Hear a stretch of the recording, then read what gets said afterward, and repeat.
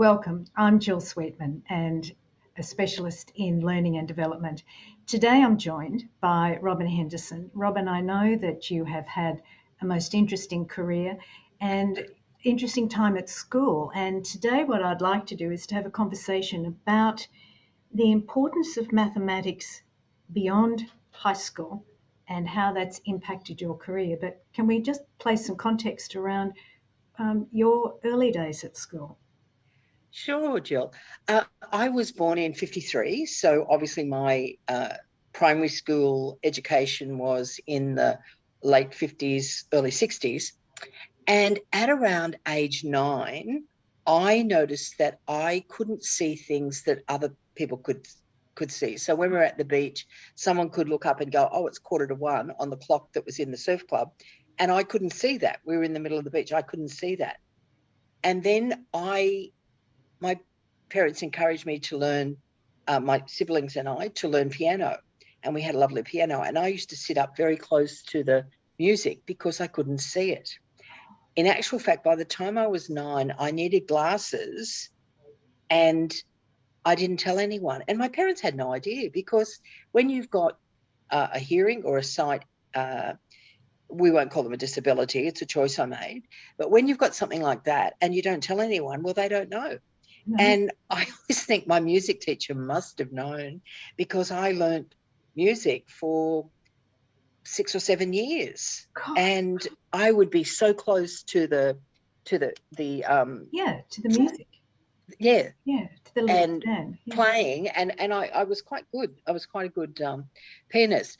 But back to being age 9 and needing glasses and not wanting to, all the kids that had glasses were nerdy and they were really ostracized. So no one wants that. So I didn't want to be ostracized. I wanted to be part of the cool kids. Yeah. So I didn't tell my parents. I didn't get glasses.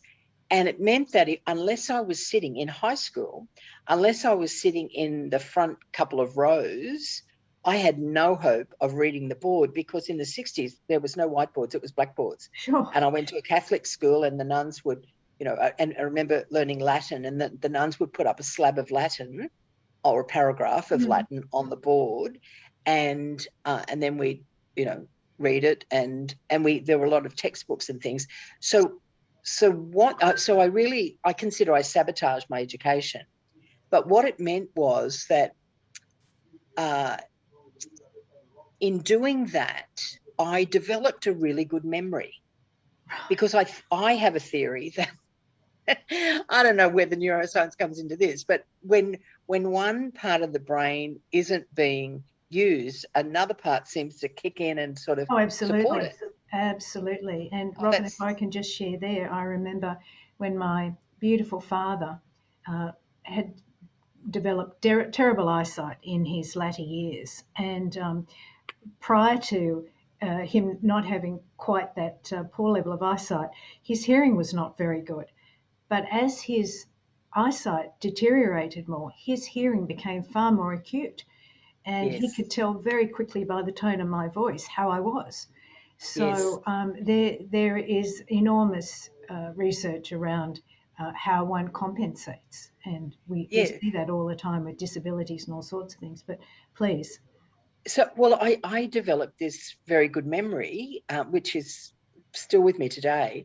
And when we had exams, and again, the nuns would put these slabs of, or a paragraph of Latin, and I'd sort of squint to get I think that I accept responsibility. I told no one, but it must have been obvious to anyone standing at the front of the room that this child's got a problem with her eyesight.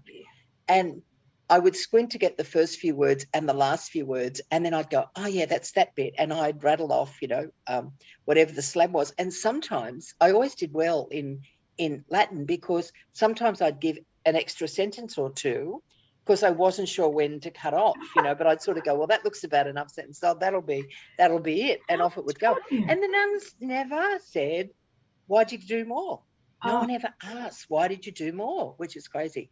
So anyway, I left school there's no point in going to university if I couldn't read the board at high school. I was not going to be able to read it at university, so why bother? So I left school, actually. I left home at 16. And when I wanted to learn to drive, I was 18 and I wanted to learn to drive. That's when I got glasses. And because I knew I had to pass the eye test, when you go get High impetus. your license, yeah. And I remember going to the optometrist at Maroubra and him saying, how do you like to wear your glasses? Meaning, down here, up there, there's different ways. And I said, oh, I don't know. I've never worn them before. And he looked at me like aghast that, oh my God, how could you possibly get through? And he said, that can't be right. And I said, yeah, it's right. And he again, never commented. So the couple of times I have spoken to high school students about networking or career development or whatever, I always stress to them, if you have a disability of any sort that is not obvious, do something about it. Don't sabotage your education. Now, I'm not saying my path would have been different, but I chose to leave school early. Yes. And I made quite different choices in my career path, none of which I regret. Really?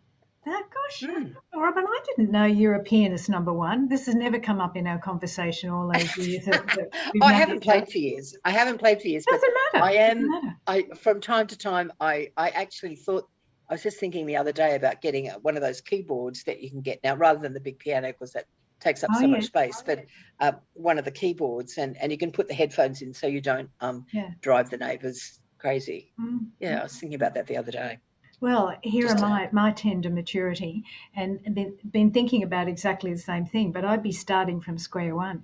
But I want to pick up on the fact that you were a pianist, because from a neuroscience perspective, Robyn, yes, there is much research to talk about the fact that if you learn music and you understand music, then mathematics is much easier for you. So I wonder whether your ability, number one, to have an extraordinary memory or to develop that, and secondly, to be able to play music, that hasn't in some way compensated for your for your for not my sight. Yes, short-sighted. Yes, interesting. Yeah, that is an interesting point, because I was quite good at piano, and in those days we had the school certificate and the high school certificates, and I was going to. It was a toss-up whether I'd actually take music as one of my subjects in the school certificate. Wow! And then I thought, oh, that's a bit too much pressure. I can't read the music, so I didn't. But interesting. Yeah, but again, you pick it up. So since leaving high school and the careers that you've chosen, how have you really become aware that maths, those early years of maths, either supported you or perhaps got in the way? Well, I think maths. I did in high school. I was at the top of the credit section, so I wasn't white. White was the top. They were so they did maths with a specific sister whose name I forget, but they did maths there, and I was like the next section down, but I was the top of that level, if top of the middle. Sure. And I remember when the nun came across this day and said, oh, and we were all sitting in a row, and she said, all right, well, you're in blue, and you're in white. And I thought, oh, I would have thought I'd be in blue, and I thought, oh, well. But she was right, because I did well in white.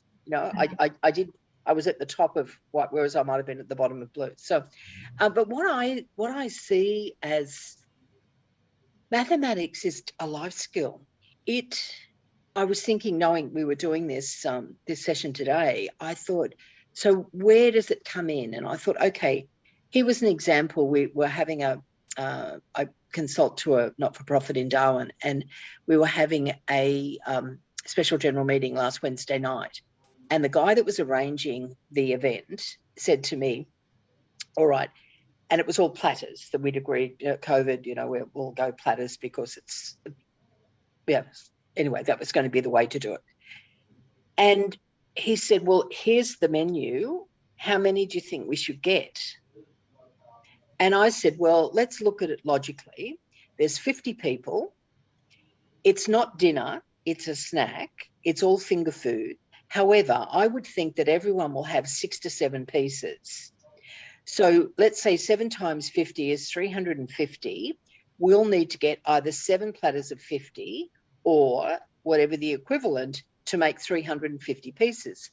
Now, as it was, when you logic like that, and that is how I work things out, you know, well, okay, if you're having 6 people for dinner and you're going to serve them chicken, then you need 6 breasts or big breasts cut in half, or, you know, you work it out. Like, so he didn't trust me that there would be enough.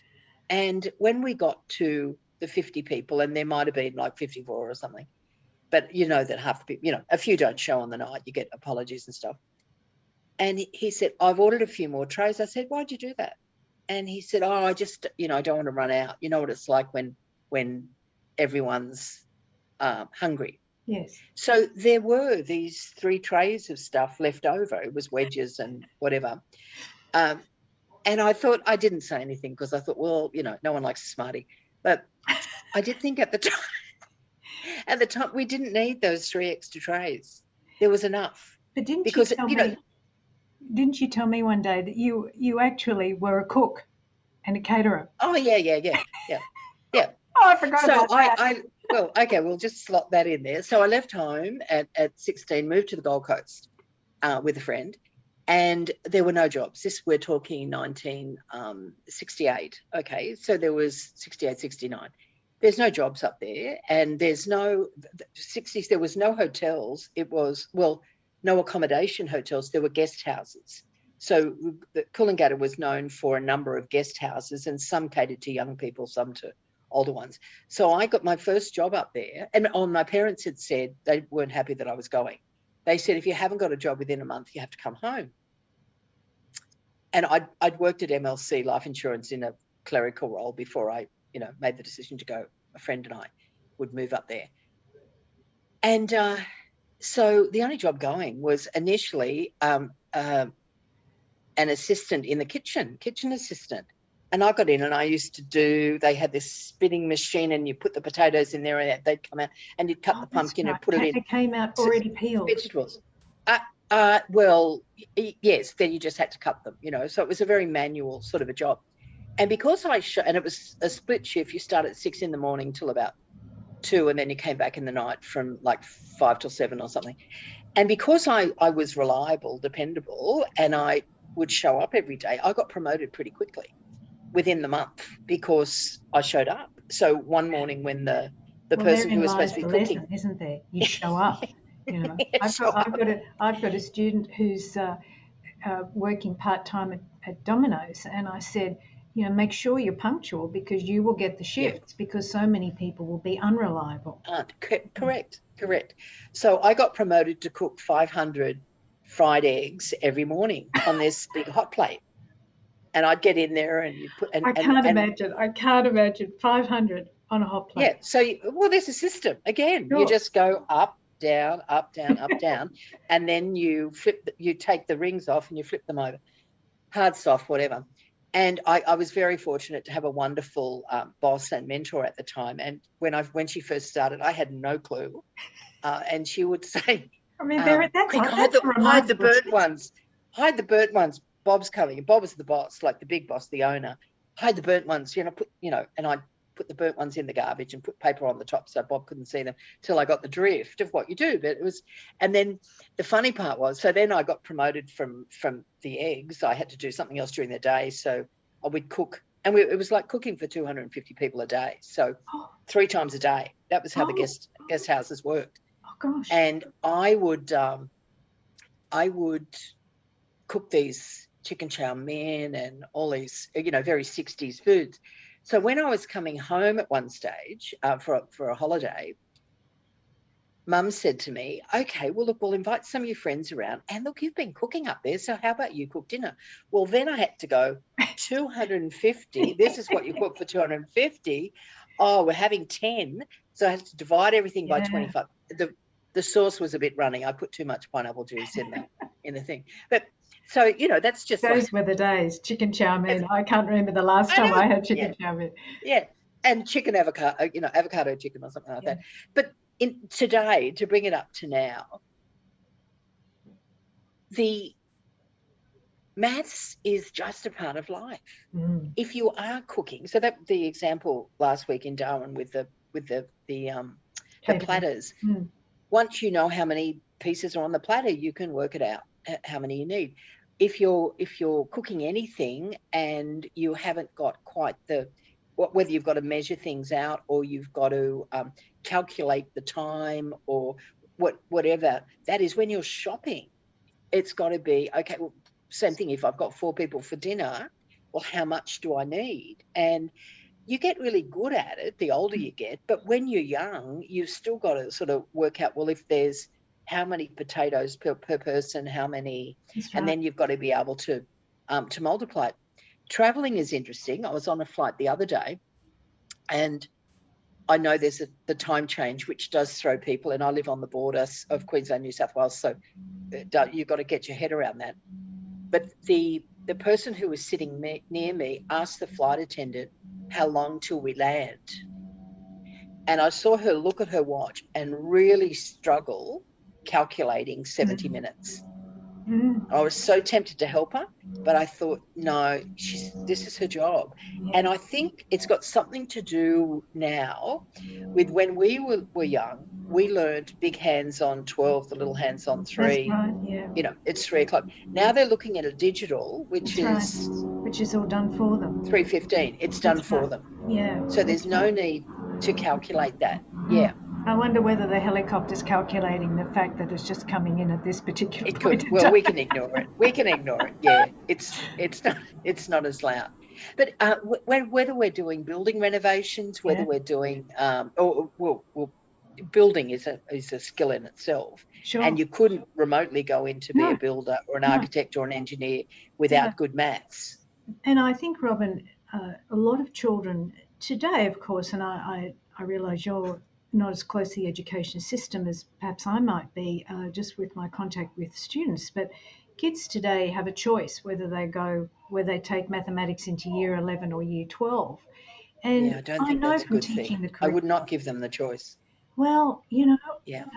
in my day, you were supposed to do it, and I think to myself, what a legacy we're creating because children have to learn how to think mathematically, but it's also Yes. logically, and they're giving themselves a real disadvantage cognitively too. There was a very interesting journal that came out of the University of Oxford only 6 weeks ago, talking about the disadvantages for young people not to be thinking in the particular way and growing their brain in those particular methods, in those developing those pathways.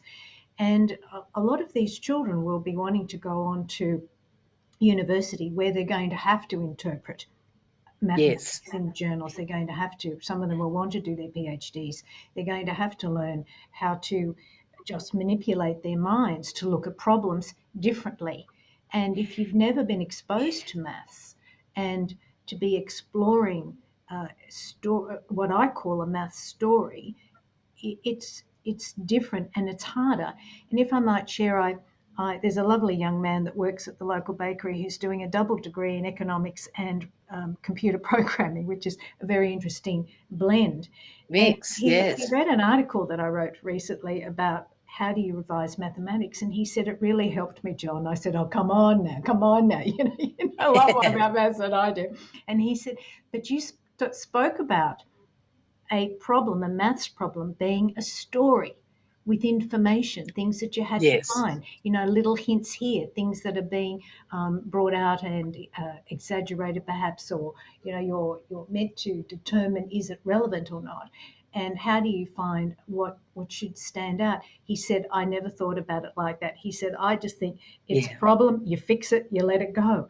And I thought, Yes. that there we go, There we go. Yes, rather than something. It's interesting. I have a friend who is a lecturer, a university lecturer in nursing, and she was telling me that she had to fail some of the students because they couldn't count. Right. And when they were giving dosage, Yes. 100 ml of this and 200 ml Yeah. of that, and her supervisor or manager said, you can't fail these students. And she said, they can't count. And if they gave the wrong dosage to someone, they could kill them. That's right. They could kill them. You might be interested to know that in the mathematics curriculum, even just for standard mathematics, not advanced, that they actually have to look at that. They actually do those calculations with medicine. Yes. So, the curriculum is very doable, Robyn. And I also think that the young people that are wanting to get into certain university careers, if they haven't done maths, they're going to have to do a bridging course. And how can you cram? And how hard would a bridging course be? Because you've missed this bit back here, That's exactly and then you're up here, and you're wondering that in some ways could be a waste of time because they're not going to catch it up. That's exactly interesting, though. We've had the conversation where you were saying that, and I had experience of this too, as someone I know quite well who says numbers aren't my thing. And then their son said, oh, well, mum's not good at maths, neither am I. Yeah. And it's not genetic. No. So I think that this story, it's the wrong math story, but it's a story that is brought down, oh, mum's not good at this or dad's not good at that. Yeah. So I'll be the same. That's right. That's right. And it's not epigenetics either, we can all be good at maths. And I remember being taking a facilitation one day in a government department, and I saw this woman doing Sudoku the whole time I was doing my presentation. Now, normally, this is the teacher coming out of me, normally I would say, do you think you could do that later? I wonder whether, could we just, perhaps you might contribute to this conversation some way and do it politely. Yeah. But I found out she was a world-class chess player, and she had a tournament coming up. And I thought, so she was taking every minute, literally, to get in the way of her training her brain. She obviously had to mathematically, from whatever pattern she saw in the puzzles that she was doing, she was constantly training her brain and not letting it rest. And she might have been a bit OCD as well, Jill. Well, still, she was training for an event. Yeah. Well, she was training for an event, and I thought, well, I then had to give myself. I had to pause and say, I think that's far more important right now because she's going to be on television doing a chess championship, and I don't want to stop her brain working. But I did think that was funny. Well, on another note, I was in presenting to a breakfast group in a regional area, and this lady sat front centre of the breakfast, and after the plates were cleared, she pulled out her knitting and she started to knit. And I'm a knitter, but haven't knitted for years, but I used to do a lot of it when I was younger. And I said to her, oh, wow, what are you making? And she said, because she couldn't not notice, she's in the front row. And she said, oh, such as, I said, oh, have you got an order? Thinking, well, that would be the only reason why you would pull this out in the middle of the presentation. And she said, no, I just like knitting. And do you think you could just put it away just for the next 15 minutes? Because it's a bit of a distraction,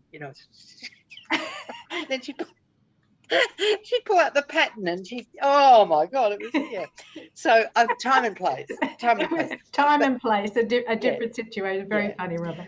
Yeah. But I think Sudoku, though, and games like that, I know as you get older, they're fabulous to keep your brain alert. And sometimes I play Sudoku with a pen, even though I appreciate some people play them with pencils, and so they can rub them out. Now, if I get it wrong, and I just go to the next one because the book has so many in there that you don't have to worry so much. But I know that that's not the way to do it. You're meant to get every one of them right. So you're okay with failure? Failure's not. Absolutely, I'm okay with failure. Absolutely. Yeah. Well, I am okay with failure. That's an interesting point. I am okay with failure because I think it's the only way you learn how to do something better. Oh, and in mathematics, you have to fail. You have to be able to work things back and say, okay, that's not the right answer. What did I do? Where did I go wrong? Here? Yeah, which bit is wrong? Yeah. I had to laugh. I had a student in year 8, and she said that she did a maths exam. She said, but there were far too many steps in every question, Jill. And I Yeah. felt like saying, Yeah. I think that's why it's a test, because Yeah. you're meant to have steps to think through. Go You through the can't just go from steps. one to Yeah. the other, Yeah. and you Yeah. can't leave that sort of learning until the last minute. So, Yeah. And those steps are also relevant in computer and oh yeah, coding. And that's right.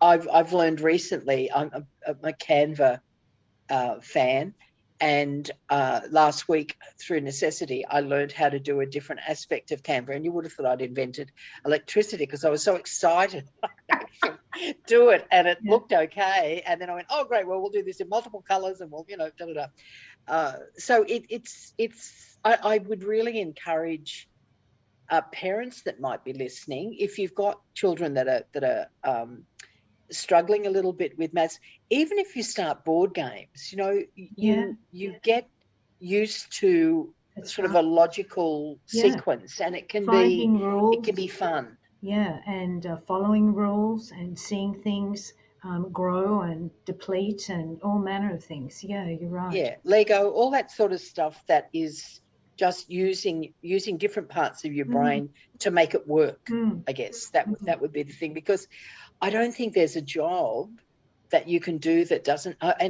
What really concerns me, I don't go to many fast food places, and they've got everything's automated, so they put in what they like. But it might be a place where you're giving cash and someone's giving you change, Oh, yeah. and you can see them struggling to calculate, or Mm, you give them, oh look, it's come to 21.50, so here's 51.50. You could just give me back 30, and you can see that is foreign. Like, yeah, what is she on? yeah. And it's they're not used to sort of calculating that other bit, No, but that's it's right. just such a part. And when you travel, I mean, you've got to be able to work out the Oh, dollars all the in time. different currency, or You're you badly get tabulating ripped off. all the time, aren't you? Absolutely, Yeah, for sure.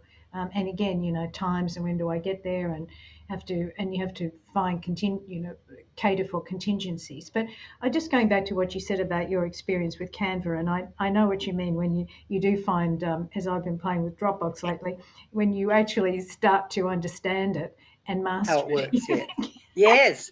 Oh, I'm so excited. And I think, oh, how pathetic, Robyn. Like, get a life is what I say to myself. After I go, oh, No, yeah, look at this. no, And then I say, is this one okay? Oh, that's great. Yeah, we'll have that in multiple colors. Okay, great.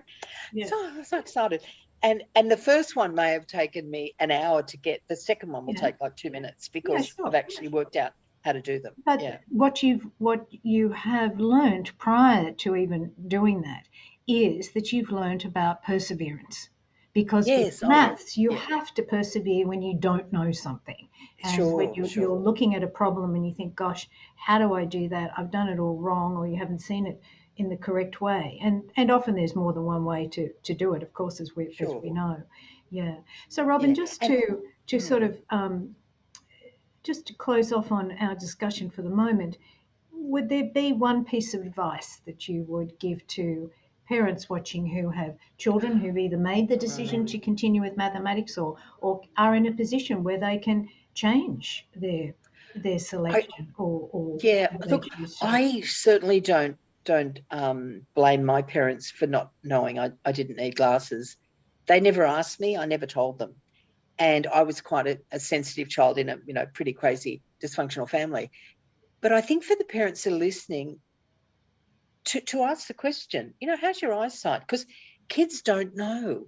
And I saw this wonderful YouTube the other day, and it was this young boy who had he was dyslexic, and he didn't know that's what it was. And then when the fellow was saying, well, did you notice anyone else, he said, I looked across to my mate's work, and his work was blurry too. Yeah, that's right. and Yeah, and so I I know no realized different. they That's don't right. they know no different. Yeah. Yeah, So yeah, I think for parents to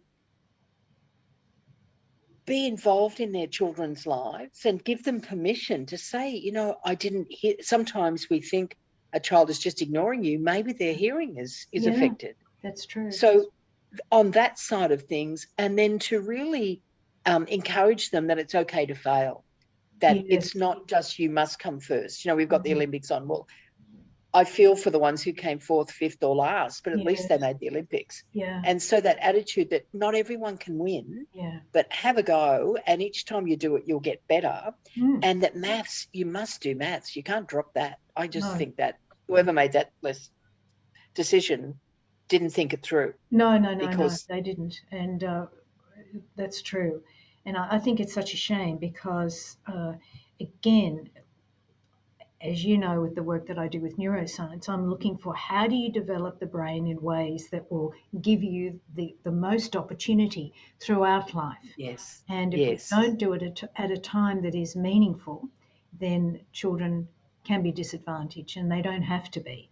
Yeah. For So sure, I think what you said about making sure that, and as you work closely with children, and this is a time with certainly with plenty of countries around the world who've had to do homeschooling, is to monitor how your child is operating.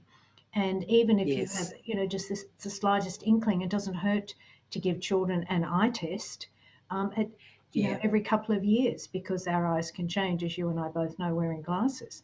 But, yeah, I think that's a great point, and also the permission to make mistakes, because you know, every Olympian that we see on television, how many times have they injured themselves and made copious mistakes, and their perseverance and to create their prowess. And there was one the other day that missed out swimming from 0.01 of a second. Yeah. Now that's not even like that. It's just, and to train for 5 years to miss out on that. So resilience is one thing, disappointment is another. Yeah. And you know, as my father would say, don't put all your eggs in one basket. You know, don't make that the only thing that your life revolves around. That's true. Or when that's gone, you'll have nothing. You know? So, yeah, I think it's hard for kids today and teenagers. I think they're so many more pressures than they were when I was, you know, back in the 60s, you know, not sitting in the front seat and front row to read the board. You know, it's a very different world out now. But I think the more that we can test our brain or expand or try new things, you know, just to light up different parts of the brain. I think that's right. That's great. And mathematics does that. Problem solving in any capacity does that. So it's been lovely. And Robyn, thank you so much. I'm fascinated to hear that you're a pianist. You won't be living that one down with me for a little while. All right. I better go and buy the keyboard. Yeah, I think Thanks, so. Jill. I'll buy two, because I'm starting at the other end. Robyn, good. Okay. Great to be with you. Thank you.